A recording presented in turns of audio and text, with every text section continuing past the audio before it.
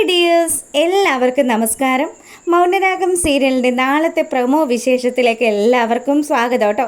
അങ്ങനെ നമ്മുടെ സേനൻ്റെ ശവം കാണാൻ കാത്തിരുന്ന രാഹുൽ അവിടെ അങ്ങനെ നിൽക്കുക. പെട്ടി തുറന്ന് നോക്കുമ്പോഴാണെങ്കിലോ അതിൽ ആരെയും കാണാതെ ഇരിക്കുമ്പം അല്ല, അപ്പോൾ സേനൻ്റെ ബോഡി എവിടെ പോയി? സേനൻ എവിടെയെന്നൊക്കെ അന്വേഷിച്ച് നിൽക്കുന്ന രാഹുലിൻ്റെ മുന്നിലേക്കാണ് നമ്മുടെ സേനൻ എത്തുന്നത്. സേനനെ കണ്ട പാടെ തന്നെ ആള് ശരിക്കൊന്നങ്ങ് കിടുങ്ങി. എന്താ ഇത്, രൂപ തന്നെ ചതിച്ചതാണോ, എന്തൊക്കെയാണ് ഇവിടെ സംഭവിക്കുന്നതെന്നൊക്കെ ആലോചിച്ചുകൊണ്ട് ഇതേ രാഹുൽ അങ്ങനെ ടെൻഷൻ അടിച്ച് നിൽക്കുക. അപ്പോൾ ഇത്രയും സമയം തൻ്റെ ഒപ്പം കരഞ്ഞു പിഴിഞ്ഞ് നിന്നിരുന്ന പലരുടെയും മുഖഭാവമൊക്കെ നോക്കുമ്പോഴത്തേക്കിനും എല്ലാവരുടെയും മുഖമൊക്കെ അങ്ങ് മാറി. വളരെ സന്തോഷത്തോടു കൂടി തന്നെയാണ് എല്ലാവരും നിൽക്കുന്നത്. സേനൻ അങ്ങനെ മുന്നിൽ വന്ന് നിൽക്കും. സേനനാണെങ്കിലോ, കണ്ടോ ഇതാടാ ഡെഡ് ബോഡി, നീ എന്നെയല്ലേ അന്വേഷിച്ചത്, ദേ കണ്ടില്ലേ എന്ന് ചോദിക്കുക. ഇത് കേട്ടതും രാഹുൽ, അല്ല ഇതെന്തൊക്കെയാണ് രൂപ ഇവിടെ നടക്കുന്നത്? എടാ രൂപ അതിനുള്ള മറുപടി പറയുന്നതിന് മുന്നേ ഞാൻ നിന്നോട് അതിനുള്ള മറുപടി പറയാം. നീ എൻ്റെ ബോഡി കാണാൻ വേണ്ടി കാത്തിരുന്നതല്ലേ? നീ നിൻ്റെ പെങ്ങളുടെ കയ്യിൽ എന്നെ കൊല്ലാൻ വേണ്ടിയിട്ടുള്ള വിഷം കൊടുത്തു വിട്ടതല്ലേ? ഇതൊക്കെ കേൾക്കുമ്പം എന്തൊക്കെയാണ് സേന നീ പറയുന്നത്? എനിക്കിതൊന്നും മനസ്സാ വാച അറിവില്ലാത്ത കാര്യങ്ങളാണ്.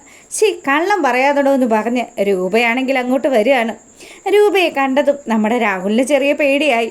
പെങ്ങൾ ഇത്രയും സമയവും പറഞ്ഞും അടുത്ത് നിന്നതുമൊക്കെ സേനൻ മരിച്ചിട്ടുണ്ട്, സേനൻ്റെ ഡെഡ് ബോഡി കാണാൻ വേണ്ടി ഏട്ടൻ കാത്തിരുന്നു എന്നൊക്കെ പറഞ്ഞായിരുന്നല്ലോ. എന്നിട്ട് ഇപ്പോൾ ദാ സേനനോടൊപ്പം ചേർന്ന് നിൽക്കുന്ന രൂപയാണെങ്കിൽ ആ കലി ഇത്രയും വർഷം തന്നെയും തൻ്റെ ഭർത്താവിനെയും തമ്മിൽ അകറ്റി നിർത്തിയിരുന്നത് ഈ ബഗാസുരൻ്റെ ബുദ്ധിയായിരുന്നത് കൊണ്ട് തന്നെ അയാളെ കയ്യിൽ കിട്ടിയ അവസരമാണ്. എന്തായാലും ഇതിനൊക്കെയുള്ള ഒരു പ്രതികാരം തനിക്ക് വീട്ടാൻ കിട്ടിയ ഒരു അവസരമാണ്. ചെറിയൊരു നാടകം കളിക്കേണ്ടി വന്നാലും അയാളോട് ഇതിനൊക്കെയുള്ള പകരം ചോദിക്കണമെന്ന് മനസ്സിൽ ഉറച്ചുകൊണ്ട് തന്നെ രൂപ അയാളുടെ അടുത്തേക്ക് വരിക. സേനനും അതുപോലെ രൂപയും കൂടി വരുന്നത് കാണുമ്പോൾ തന്നെ രാഹുലിൻ്റെ മുട്ട് വിറയ്ക്കാൻ തുടങ്ങി. എന്താ രൂപ ഇവിടെ നടക്കുന്നത്? നീ എന്തിനാ കള്ളം പറഞ്ഞത്? എടോ, താൻ ഇത്രയും വർഷവും എന്നെയും എൻ്റെ സേനേട്ടനെയും ചതിച്ച് ഞങ്ങളെ രണ്ടുപേരെയും രണ്ട് തലക്കിലാക്കിയിട്ട് താൻ സന്തോഷമായിട്ട് ജീവിക്കുമായിരുന്നല്ലോ. ഈ ഭൂമിയിൽ ഞാൻ ഏറ്റവും അധികം വിശ്വസിച്ചിരുന്നത് തന്നെ ആയിരുന്നടോ. എന്നിട്ട് ആ താനാണ് എന്നെ ചതിച്ചത്. അതും പോരാഞ്ഞിട്ട് എൻ്റെ ഭർത്താവിനെ കൊല്ലാൻ വേണ്ടിയിട്ട് അയാൾ വിഷം കുപ്പി കൊണ്ടുവന്ന് തന്നിരിക്കുന്നു. താൻ എന്താ വിചാരിച്ചത്? താനും തൻ്റെ ഭാര്യയും അതുപോലെയുള്ള ആൾക്കാരും ഒക്കെ എന്നെ പറ്റിച്ച് ഇത്രയും കാലവും സന്തോഷത്തോടു കൂടി ജീവിച്ചില്ലേ? ഇനി എന്തായാലും ഈ രൂപയുടെ കാലമാണ്. താൻ വിചാരിച്ചാലൊന്നും എന്നെയും എൻ്റെ ഭർത്താവിനെയും തമ്മിലൊന്നും പിരിക്കാൻ സാധിക്കില്ല എന്ന് രൂപ നമ്മുടെ രാഹുലിൻ്റെ മുഖത്ത് നോക്കി പറയുക. ആ സമയമാണെങ്കിൽ കിരണ് നല്ല സന്തോഷമായിട്ടോ. അമ്മ ഇത്രയും വർഷവും അടക്കി വെച്ചിരുന്ന ആ ഒരു ദേഷ്യമാണ് ബഗാസറിൻ്റെ മുന്നിൽ ഇങ്ങനെ കൊട്ടിക്കൊണ്ടിരിക്കുന്നത്.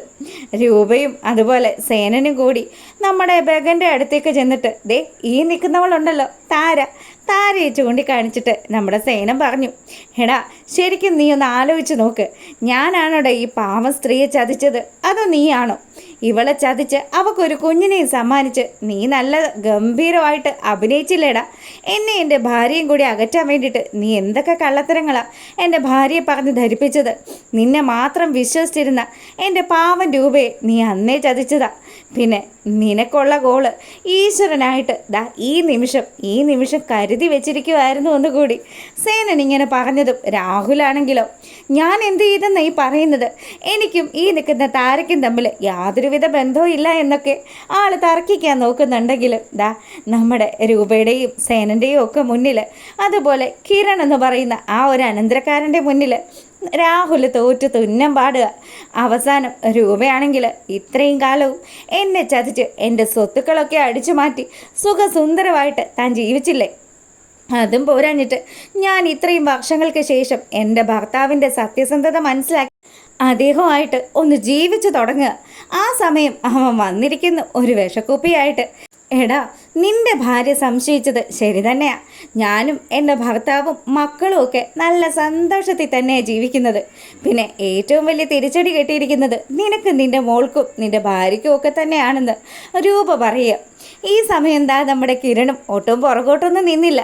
അമ്മേ, ഇയാൾക്ക് കിട്ടാവുന്നതിൽ വെച്ച് ഏറ്റവും വലിയ ശിക്ഷയല്ലേ മനോഹർ എന്ന് പറയുന്ന ഒരു മരുമകനെ ഇയാൾക്ക് കിട്ടിയത്? എന്തായാലും ഈ ഭൂമിയിൽ ചെയ്തു പോയ പാപങ്ങൾക്കൊക്കെയുള്ള ശിക്ഷ തനിക്ക് ഈ ജന്മം തന്നെ കിട്ടുവിടോ എന്ന് പറഞ്ഞ് കിരൺ നമ്മുടെ ബഗാസുരൻ്റെ കോളറിന് കയറി കുത്തിപ്പിടിക്കുക. അങ്ങനെ ദാ അയാളെ വലിച്ച് മുറ്റത്തേക്ക് കൊണ്ടുവന്നു. എന്നിട്ടും രൂപയ്ക്കും കിരണിനും അതുപോലെ ദാ നമ്മുടെ കല്യാണി ഉൾപ്പെടെയുള്ള ആൾക്കാർക്കൊന്നും ദേഷ്യവും കലിയും ഒന്നും തീരുന്നില്ല. താൻ അനുഭവിച്ച് തന്നെ ഈ ഭൂമിയിൽ നിന്ന് പോവുള്ളൂ. എന്തായാലും ഇവിടെ നമ്മുടെ താരയാണ് സ്റ്റാറായിട്ട് നിൽക്കുന്നത്. താരയാണെങ്കിൽ ഈ സമയത്ത് കിട്ടിയ അവസരമാണ്. അവൻ്റെ കരണക്കുറ്റി നോക്കി നല്ലൊരു അടി വെച്ച് കൊടുക്കുമ്പോഴത്തേക്കിനും താര തന്നെ തല്ലി ആ ഒരു വിഷമത്തിലും തൻ്റെ പുന്നാര പെങ്ങൾ തന്നെ ഇപ്പം തള്ളിപ്പറഞ്ഞ വിഷമത്തിലും ഒക്കെ ബഗാസുരൻ അവിടെ നിന്ന് ഉരുകുക. ആ സമയം യാമിനി അടുത്തേക്ക് വന്നിട്ട് പറഞ്ഞു, ഇപ്പം തനിക്ക് സമാധാനമായോ? താൻ കുറച്ചു മുന്നേ ഇവിടെ നിന്നങ്ങ് അട്ടഹസിക്കുന്നുണ്ടായിരുന്നല്ലോ. എടോ, തന്നെ പോലെയുള്ളൊരു ബഗാസുരനെ ഇതിലും വലിയൊരു ശിക്ഷയൊന്നും എനിക്ക് കിട്ടാനില്ലടോ. താൻ എന്തായാലും ഇനി അനുഭവിച്ച് തന്നെ ചാകുള്ളൂ. അങ്ങനെ അവിടെ നിന്ന് തല്ലും കൊണ്ട് ഇറങ്ങാൻ പോകുന്ന സമയത്ത് കിരൺ അങ്ങോട്ട് വരിക. വന്ന പാടെ തന്നെ ബഗാസുരനോട് പറഞ്ഞു, എടോ, ഈ റീത്ത് താൻ എൻ്റെ അച്ഛന് വേണ്ടി കാശ് മുടക്കി ചെയ്യിച്ചതല്ലേ? ഇത് ശരിക്കും അർഹതപ്പെട്ടത് തനിക്ക് തന്നെയാണ്. ഇന്ന് തൻ്റെ നെഞ്ചത്ത് തന്നെ ഇതിരിക്കട്ടെ എന്ന് പറഞ്ഞ് ബഗാസുരൻ്റെ നെഞ്ചത്ത് നോക്കി അങ്ങ് ആ റീത്ത് വെച്ച് ഒരൊറ്റ ഏറ് കൊടുക്കുകയാണ് കിരൺ. അങ്ങനെ എല്ലാവരുടെയും മുന്നിൽ നാണം കെട്ട അവസ്ഥയിൽ നമ്മുടെ രാഹുൽ ആ വീട്ടിന് നേരെ ഇറങ്ങുകയാണ്. ഒരുപാട് സ്വപ്നങ്ങളൊക്കെ ആയിട്ട് ചെന്ന രാഹുലാണ് ഇപ്പതാ എല്ലാം നഷ്ടപ്പെട്ട് ഒന്നുമില്ലാത്തൊരവസ്ഥയിൽ അവിടെ നിന്ന് ഇറങ്ങുന്ന സമയത്ത് നമ്മളെ കാണിക്കുന്നത് നമ്മുടെ പ്രകാശനെയാണ് കേട്ടോ. പ്രകാശനാണെങ്കിൽ രാഹുൽ പറഞ്ഞ കാര്യങ്ങളൊക്കെ ആലോചിച്ച് വലിയ സന്തോഷത്തിലിരിക്കുക. അവൻ എന്തായാലും ഇന്ന് എന്തെങ്കിലുമൊക്കെ ഒരു കാര്യം സാധിച്ചെടുക്കും. എടമോനെ വിക്രം, ഇന്ന് മിക്കവാറും നിനക്ക് സന്തോഷിക്കാനുള്ള എന്തെങ്കിലും ഒരു കാര്യം കേൾക്കാണ്ടിരിക്കില്ല. രാഹുൽ അത്രയും കോൺഫിഡൻസോടു കൂടി തന്നെയാണ് പോയിരിക്കുന്നത്. ആ കല്യാണിക്ക് സങ്കടം ഉണ്ടാക്കുന്ന എന്തോ ഒരു കാര്യം അവൻ ചെയ്യാൻ ഉറച്ചു തന്നെയാണ് പോയിരിക്കുന്നത്. എന്തായാലും സേനൻ എന്ന് പറയുന്ന ആ അധ്യായം ആ രാഹുൽ അങ്ങ് തീർത്ത സ്ഥിതിക്ക് ഇനി കല്യാണിയെ നമുക്ക് തീർക്കാനായിട്ട് വലിയ പ്രയാസമൊന്നും ഉണ്ടാവില്ല. എന്തായാലും അച്ഛൻ്റെ കൂടെ മോൻ കട്ടയ്ക്ക് നിന്നാൽ മതിയെന്ന് പ്രകാശം പറയുക. അപ്പോൾ പ്രകാശിൻ്റെ ഈ ഒരു ഗെറ്റപ്പ്, പ്രകാശൻ ശരിക്കും മുട്ടയൊക്കെ അടിച്ചാട്ടോ ഈ ഒരു സീനിലൊക്കെ ഇരിക്കുന്നത്. പ്രകാശന് അങ്ങനെ ഇരുന്ന് കാര്യങ്ങളൊക്കെ പറയുന്ന ഈ ഒരു സമയത്ത് വിക്രമാണെങ്കിലോ, അച്ഛാ, ആ കിരൺ അവളുടെ ഒപ്പം ഉള്ളിടത്തോളം കാലം അവളെ ഒരു ചുക്കും ചെയ്യാൻ നമുക്ക് സാധിക്കില്ല. എടാ മോനെ, കിരണിൻ്റെ കാര്യത്തിൽ എന്തായാലും ആ രാഹുൽ എന്തെങ്കിലുമൊക്കെ കണ്ടുവച്ചിട്ടുണ്ടാവും. മിക്കവാറും കല്യാണി ഒഴിവാക്കിയിട്ട് ആ സരയുനെയും കിരണിനെയും തമ്മിൽ കെട്ടിക്കാനൊക്കെയുള്ളൊരു ബുദ്ധി അവന് കാണും. പെങ്ങളുടെ കോടിക്കണക്കിനുള്ള സ്വത്തുക്കളാണല്ലോ, അതങ്ങ് വഴിയാധീനമായി പോയി കഴിഞ്ഞാൽ അത് പുള്ളിക്കാരന് സഹിക്കാൻ പറ്റുന്ന കാര്യമല്ല. അതുമല്ലടാ, അവൻ അവരുടെ കൂടെ നിന്നിരുന്ന സമയത്തുണ്ടായിരുന്ന സന്തോഷമൊന്നും രാഹുലിനിപ്പോൾ പഴയതുപോലെ ഇല്ല. അവന് ഭ്രാന്ത് വരെ പിടിച്ച അവസ്ഥയല്ലേ ഉണ്ടായത്. രാഹുൽ ഇവിടെ തോറ്റു തുന്നം പാടി തിരികെ വന്ന കാര്യങ്ങളൊന്നും അറിയാണ്ട് പ്രകാശൻ എല്ലാ കാര്യങ്ങളും നമ്മുടെ വിക്രത്തിൻ്റെ അടുത്ത് ഇങ്ങനെ ചർച്ച ചെയ്തുകൊണ്ടിരിക്കുക. അതാച്ചാ എനിക്കും കാണേണ്ടത്. കല്യാണി വാവിട്ട് കരയുന്ന കാഴ്ച കണ്ട് എനിക്കൊന്ന് സന്തോഷിക്കണം. അമ്മുമ്മയെ പോലും അവളുടെ സൈഡ് ചേർത്തില്ലേ. എന്നിട്ടിപ്പോൾ അച്ഛനും ഞാനും ആരും ഇല്ലാത്ത അവസ്ഥയിൽ വഴിയാധാരമായി നടക്കുന്നത് കണ്ടിട്ട് അവൾ സന്തോഷിക്കുന്നുണ്ടാവും. എന്തായാലും അവളുടെ സന്തോഷങ്ങൾക്കൊന്നും അധികം ആയുസ് കൊടുക്കരുത്. രാഹുൽ എന്തായാലും ആ ഒരു കർമ്മം ചെയ്തിരിക്കുമല്ലോ.